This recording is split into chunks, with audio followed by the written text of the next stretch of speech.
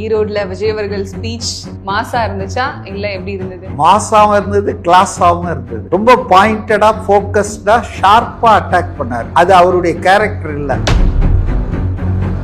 திமுக அந்த ID விங்லாம் artificial இன்டெலிஜென்ஸை பயன்படுத்தி அவர் வர்றதுக்கு முன்னால அங்கங்க காலியா இருக்க மாதிரி எல்லாம் போட்டு கூட்டம் சேரவே இல்லையே அப்படி இப்படி எல்லாம் போட்டுட்டு இருந்தாங்க. ஆனா லைவ்ல போட்ட உடனே எவ்ரிபடி வாஸ் சீன்.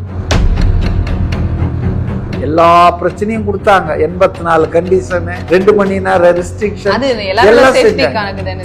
என்ன சேஃப்டி? 2 மணி நேரம் சேஃப்டி என்ன?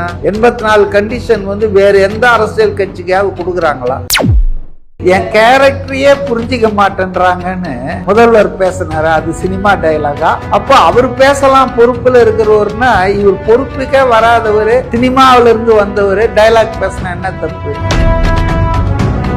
குஷி ஆனந்த டீல் பண்ணாங்க பாருங்க திருச்சிக்கும் போது 10 முறை போனார் அவரு கமிஷனர் ஆபீஸுக்கு, எஸ்பி ஆபீஸுக்கு அந்த பிரச்சாரம் தொடங்கும் போது. சோ அந்த வேலையெல்லாம் செங்கோட்டையன் கிட்ட இங்க நடக்கல இல்ல, because of is well trenched connection.